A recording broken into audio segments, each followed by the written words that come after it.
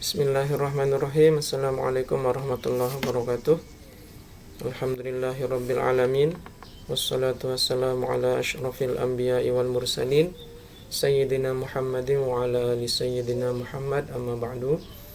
Pada pertemuan yang ke-11 ini kita akan membahas kelas yang kedua dari vertebrata, yaitu kelas amfibi ya. Di buku panduan ini ada di halaman yang kalau tidak salah ini halaman halaman 87 ya. Silakan nanti teman-teman bisa buka di halaman 87. Materinya ada di sini. Baik, saya mulai dari klasifikasi. Amfibi itu adalah kelas. Nanti di bawah kelas itu ada ordo, kemudian famili, genus, baru ke spesies. Nah, untuk kelas amfibi dia terdiri atas 3 ordo. Ordo pertama itu Gymnophiona, ordo kedua adalah Urodela, dan ordo ketiga Anura. Nah, mungkin yang ordo ketiga ini sudah familiar ya di kita, ordo Anura, yang contohnya itu adalah Rana dan Bufo yang sudah dipraktikumkan. Dua ordo sebelum Anura itu mungkin sebagian kita belum mengenalnya. Yang pertama ordo Gymnophiona atau namanya Apoda. A itu tidak, poda itu kaki. Berarti dia tidak memiliki kaki atau tidak memiliki ekstremitas. Jadi dia terdiri atas 3 famili. Contoh hewannya salah satunya adalah Caecilians ya, yang ini. Oke, ini Caecilians. Contohnya Caecilians. Nah, kemudian yang ordo Urodela atau nama lainnya Caudata. Caudata disebut juga dengan kata berekor.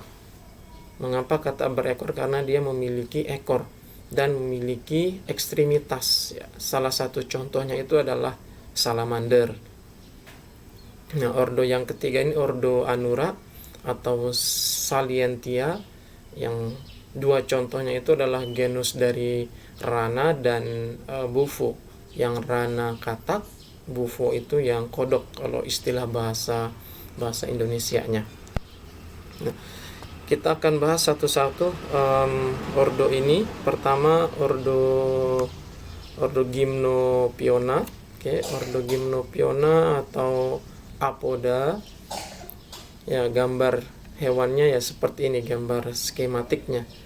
Jadi seperti cacing, terus ada tubuhnya itu memanjang tanpa ekstremitas. Ekstremitas itu alat gerak, tidak memiliki alat gerak.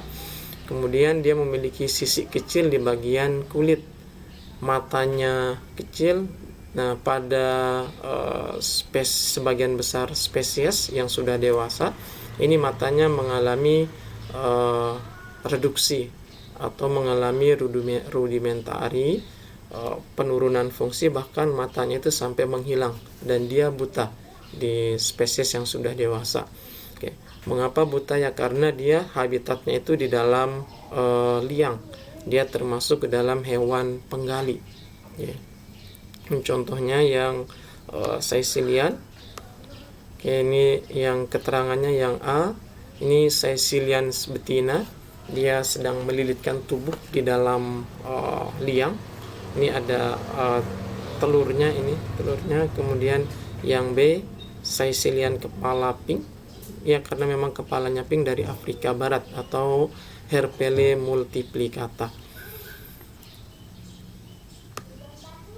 Makanannya apa? Makanannya itu adalah sebagian besar cacing dan hewan-hewan invertebrata kecil yang ditemukan di dalam tanah. Kemudian fertilisasinya internal.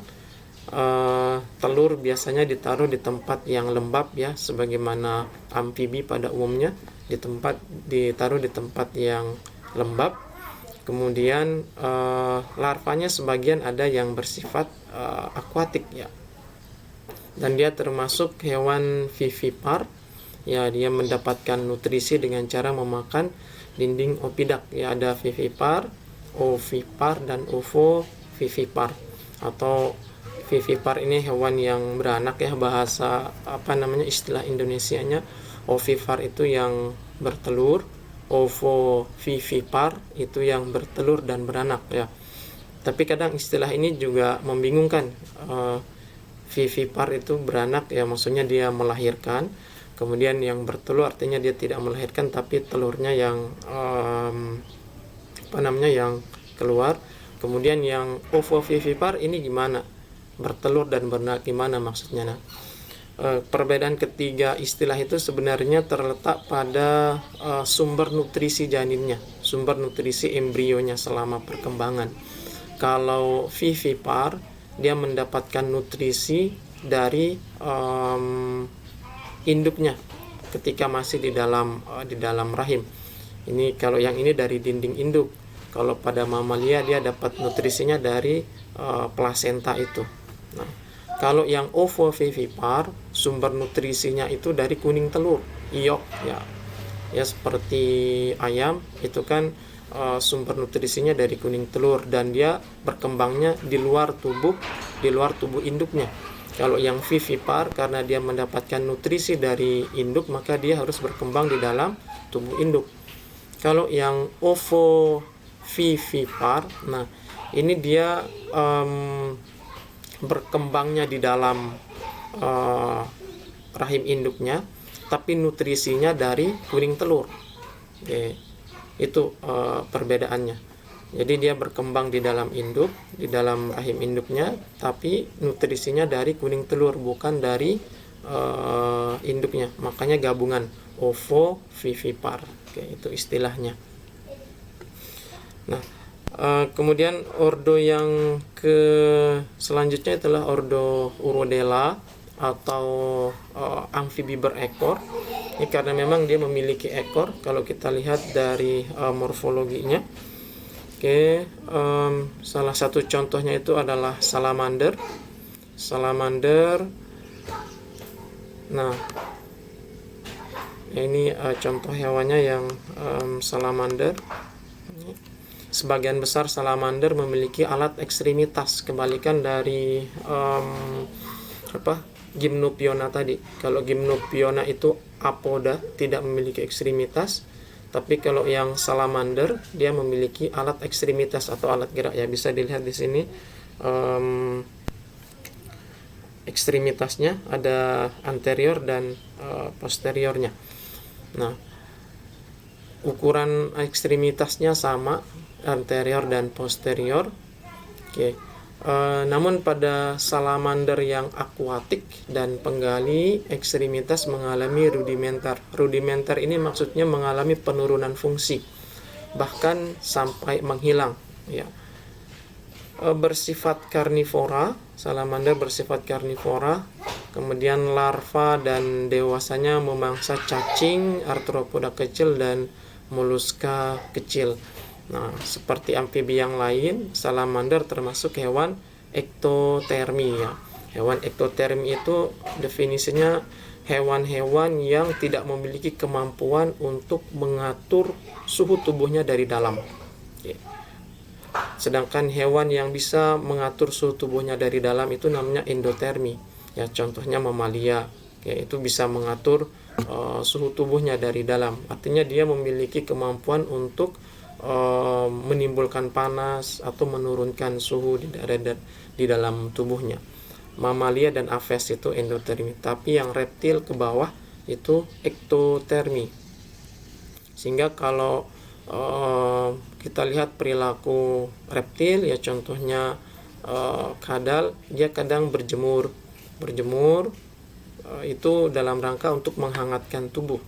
Nah, beda dengan aves atau mamalia, dia kadang tidak perlu berjemur, dia cukup untuk membangkitkan panas dari dalam tubuh. Contohnya kita manusia yang masuk dalam mamalia, kalau mau menghasilkan panas kan kita menggosok-gosokkan tangan ya, seperti nggak mesti berjemur. Oke. Tapi kalau reptil ke bawah itu dia tidak bisa melakukan hal seperti itu. Dia harus menyesuaikan perilakunya dengan kondisi lingkungannya. Oke. Ini yang salamander, long tail salamander atau salamander ekor panjang. Nama latinnya Eurysea longicauda. Oke. Bagaimana dengan fertilisasinya? Salamander ini fertilisasinya dia secara internal. Oke, jantannya mentransfer sperma melalui alat yang namanya spermatofor. Nah, pada salamander akuatik, jadi nanti ada yang kalau dilihat dari siklus hidupnya ada yang akuatik, ada yang terestrial. Pada salamander akuatik dia menaruh telur dalam bentuk kelompok-kelompok di dalam air. Oke, kemudian telur mereka menempel kemudian menetas menjadi larva akuatik yang memiliki insang eksternal dan ekornya seperti sirip. Sedangkan pada salamander terestrial yang hidup di darat, telurnya didepositkan dalam jumlah yang kecil menyerupai anggur dan ditaruh di bawah tanah atau dalam lubang di tempat yang lembab. Selalu di tempat yang lembab kalau dia di terestrial. Oke, kita lihat siklus hidupnya yang kayak ini gambar proses fertilisasinya. Kemudian ini female dusky salamander, ini salamander betina Desmognathus sp. Ini dia sedang menaruh telurnya di dalam liang. Oke, di dalam lubang, kemudian dia menjaga telurnya supaya dia tidak dimangsa oleh predator. Predatornya biasanya arthropoda atau salamander yang lain, itu bisa memangsa telur salamander yang lain. Nah, ini gambar berapa ini? Gambar 12.5. Oke, gambar 12.5 ini menjelaskan tentang life history of red spotted newt atau Neotophthalmus viridiscens. Oke. Ini salah satu spesies salamander yang memiliki siklus hidup di terestrial, di darat, dan di akuatik atau perairan. Mulainya dari sini, ketika dia sudah matang gonad,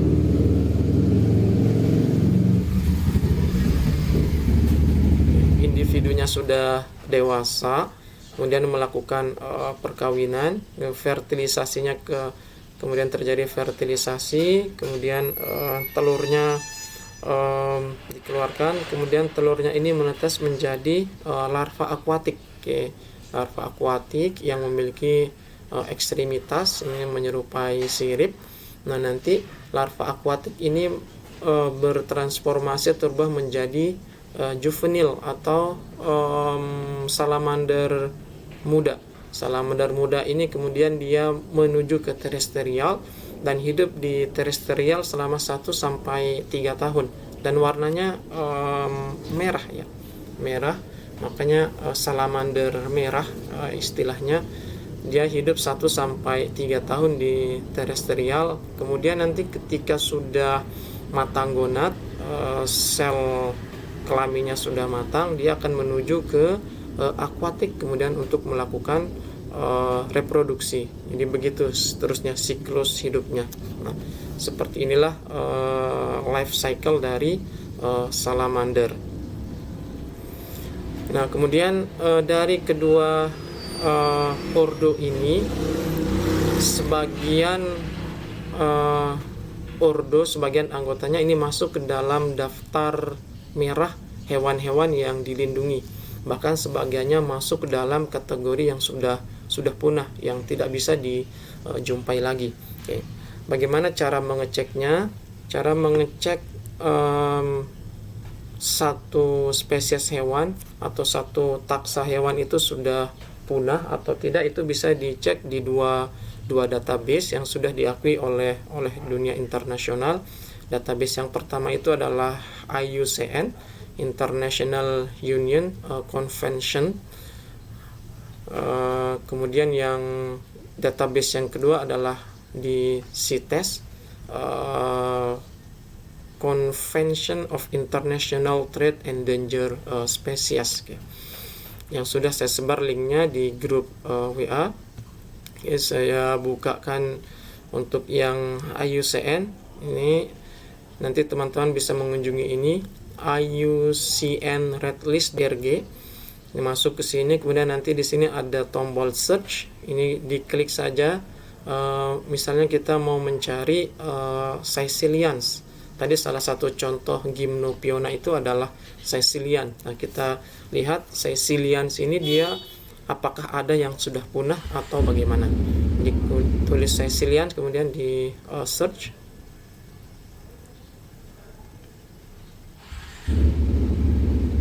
Oke, nah ini ada informasi di sini ada red list kategori.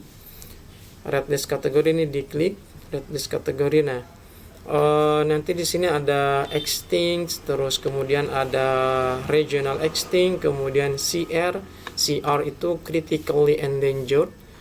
Ini artinya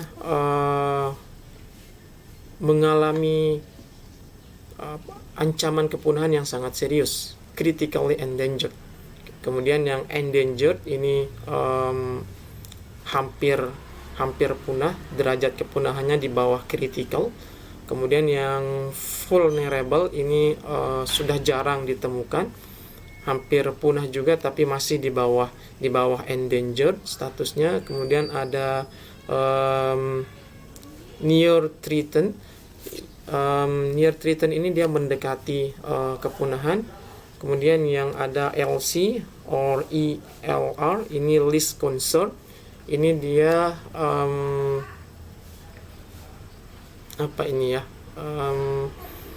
dia memiliki potensi punah tapi tingkat kepunahannya, tingkat potensinya ini masih rendah ini LC.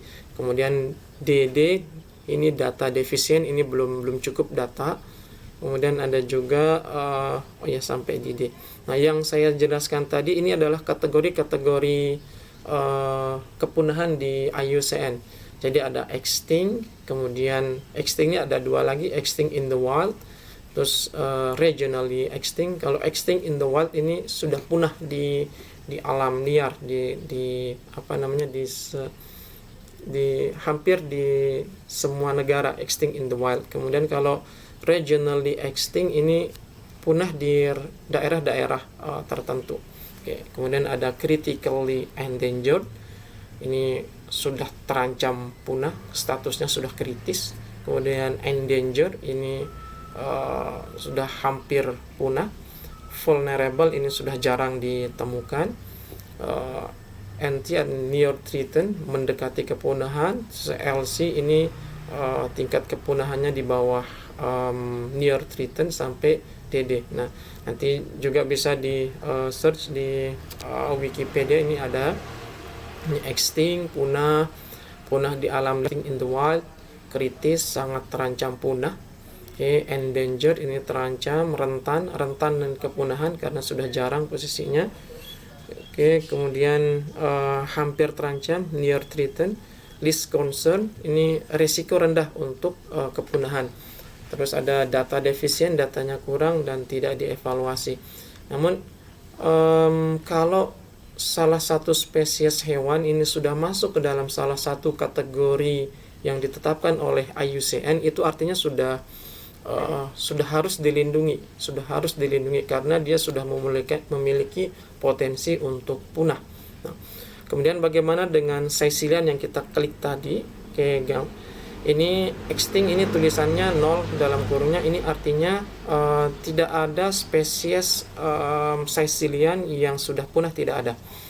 Yang ada adalah critically endangered.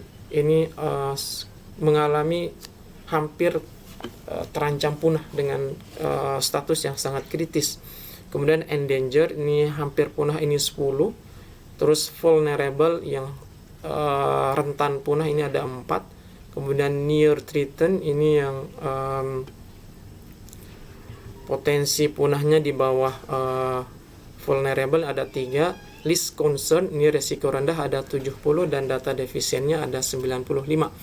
Nah, ini bisa diklik dokumen-dokumen ini misalnya ini critically endangered, ya, nanti akan keluar di sampingnya spesies apa yang punah. Nah, ini nama spesiesnya adalah Crotapatrema lamotei. Oke, ini decreasing, artinya sudah mengalami penurunan jumlah spesies. Ini CR, artinya critically endangered. Oke, untuk melihat gambar lebih detailnya bisa diklik gambar ini. Oke, Mount Oku Sicilian. Kemudian ya, ini daerah persebarannya, daerah persebaran.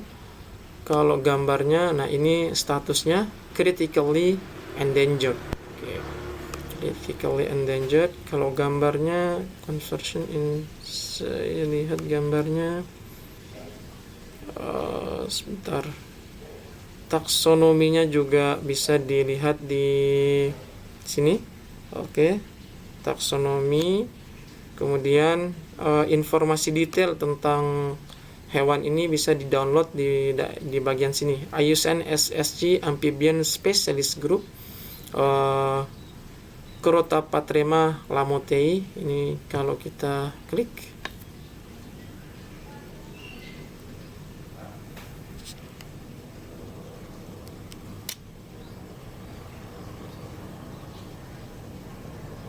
sorry.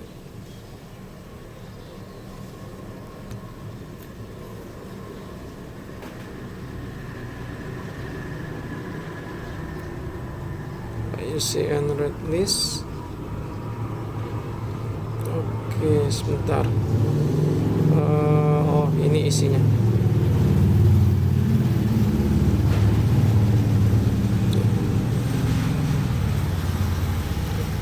Atau nanti ini bisa di copy paste ke Google, Google search, kemudian di enter, nanti keluar informasi detail tentang spesies ini ya. Ini salah satu spesies yang sangat critically endangered, terancam punah dengan kategori yang sangat kritis dari Sicilian. Okay. Kemudian begitu pula dengan yang lain, nanti teman-teman bisa mengeksplor lebih lanjut spesies apa saja dari Sicilian yang masuk ke dalam kategori vulnerable, kemudian near threatened, dan list concern di website IUCN ini. Oke. Nah, di sini juga ada fitur taksonomi. Jadi sekalian di IUCN ini bisa digunakan untuk mengecek klasifikasi hewan yang terbaru. Oke. Ya, ini gambar-gambar Sicilian berserta statusnya LC list concern maksudnya. Oke. Ini yang di IUCN. Kemudian kalau kita klik yang salamander. Oke, kita search apakah ada yang punah atau tidak. Ya, salamander. Nah, ini salamander. Kita lihat hasilnya. Ini kita minimize dulu. Kita klik red list kategori. Nah, ini extinct ada 3, artinya yang sudah punah ini 3. Kemudian critically endangered sangat banyak, 119 spesies yang sudah terancam punah dengan kategori yang kritis.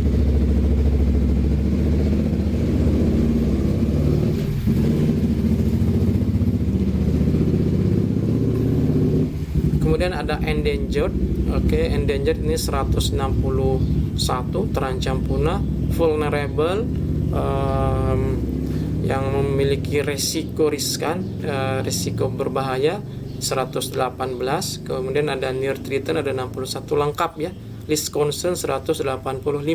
Ya, jadi untuk yang salamander ini sangat komplit datanya. Ada 3 spesies yang sudah punah, 119 yang critically, sampai yang list concern itu 185. Kalau kita lihat apa saja yang punah. Ya, ini 3 spesies yang sudah punah, extinct. Kita lihat, klik, mudah-mudahan ada gambarnya di sini. Ya, ini spesies Plethodon ainsworthi ini yang sudah punah, extinct. Kemudian spesies yang kedua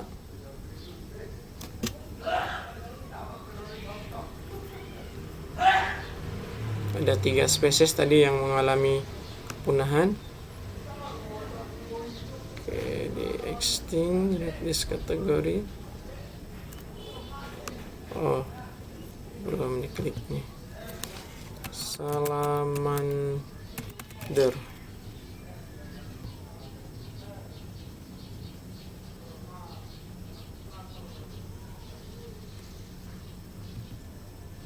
Oke, yang ini.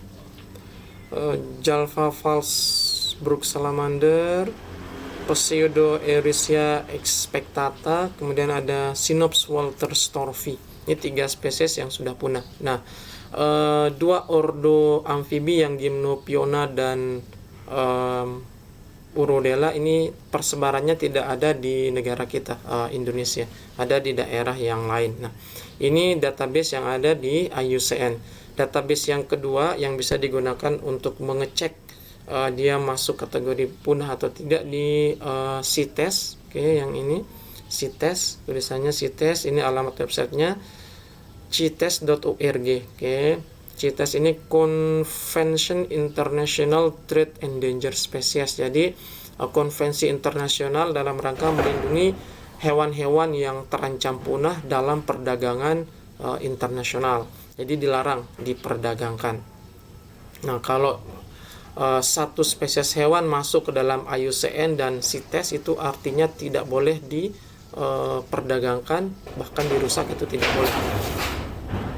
Oleh karena itu hati-hati kalau menemukan hewan-hewan tertentu itu jangan langsung dibunuh, jangan sembarangan membunuh, karena bisa jadi itu adalah hewan-hewan yang statusnya masuk ke dalam IUCN atau ke CITES. Makanya kita dalam Islam disuruh untuk menyayangi semua makhluk, baik hewan maupun tumbuhan, ya, dalam rangka melakukan konservasi ini. Oke. Nah, yang CITES ini pun juga memiliki kategori. Ini terdiri atas 3 kategori atau appendix, istilahnya dia. Kalau tadi yang IUCN itu kategorinya extinct sampai ke data deficient. Kalau ini hanya 3, appendix 1, appendix 2, dan appendix 3. Kalau appendix 1 ini seluruh spesies yang masuk ke dalam appendix 1 ini, baik tumbuhan maupun hewan, itu dilarang diperdagangkan dalam bentuk apapun. Nah, yang appendix 2 ini artinya dia sudah betul-betul terancam punah. Kalau appendix 2 ini daftar spesies yang tidak terancam kepunahan tetapi mungkin terancam punah bila perdagangan terus berlanjut tanpa adanya pengaturan. Artinya dia perlu pengaturan yang ketat kalau ingin diperdagangkan. Kemudian appendix 3 ini daftar spesies tumbuhan dan satwa liar yang dilindungi di negara tertentu dalam batas-batas kawasan habitatnya. Nah, suatu saat bisa dinaikkan ke appendix 2 atau bahkan 1. Nah, ini kategori pada CITES. Jadi kalau masuk ke dalam salah satu appendix ini artinya sudah harus dilindungi. Nah, ini pun juga bisa kita klik. Di sini ada tombol search. Kalau kita lihat ini salamander, diklik ya. Ini artikel 7, ini artinya ada 7 spesies salamander yang masuk ke dalam appendix. Entah itu 1, 2, atau 3. Ya, ini Chinese Giant Salamander. Bisa kita klik ini, coba tes ya. Ya, ini Chinese Giant Salamander. Informasinya yang ini. Ini sepertinya bahasa Perancis ini.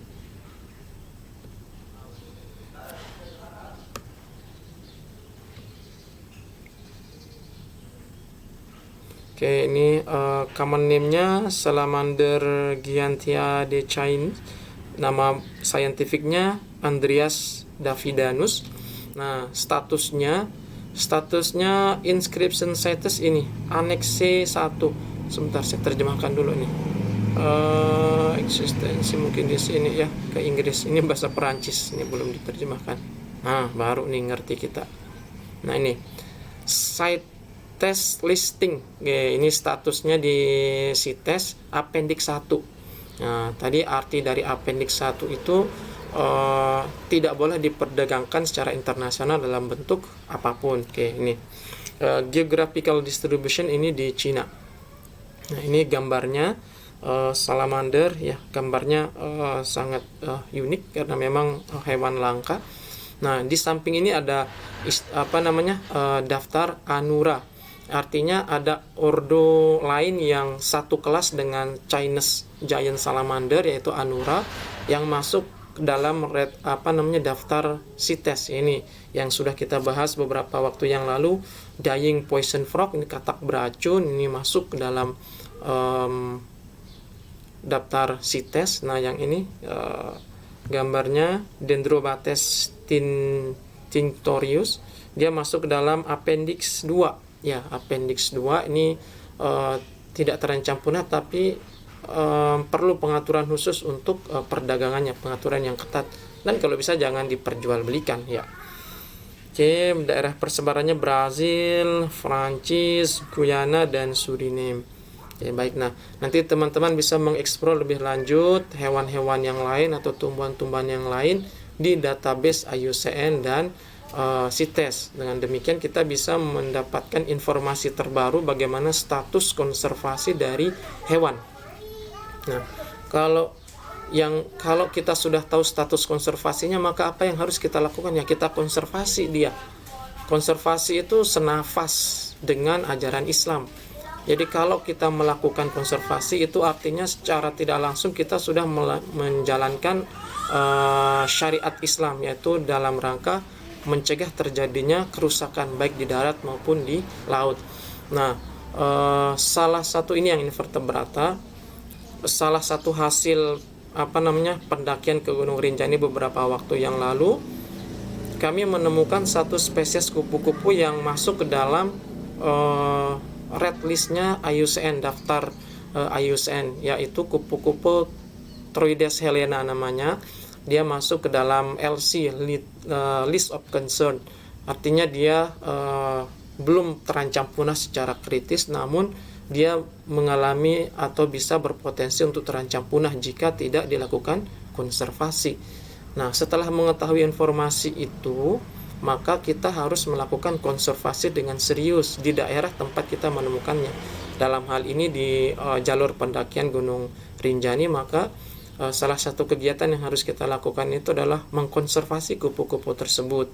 Caranya ya dengan menyediakan pakannya, melindungi tumbuhan-tumbuhan yang menjadi pakannya, melindungi tumbuhan yang menjadi inangnya, dan melarang para pengunjung untuk menangkap kupu-kupu tersebut supaya keberadaannya tetap lestari dan statusnya tidak naik ke status critically endangered, bahkan extinct atau punah. Oke. Baik, ini yang materi yang saya sampaikan, teman-teman, mudah-mudahan bermanfaat. Silakan nanti dieksplor lebih lanjut di dua database ini. Dua database ini adalah database yang tervalid di internasional, di Indonesia maupun di tempat lain itu pasti mengacunya ke sini, ke IUCN atau ke CITES. Oke, baik, semoga bermanfaat. Assalamualaikum warahmatullahi wabarakatuh.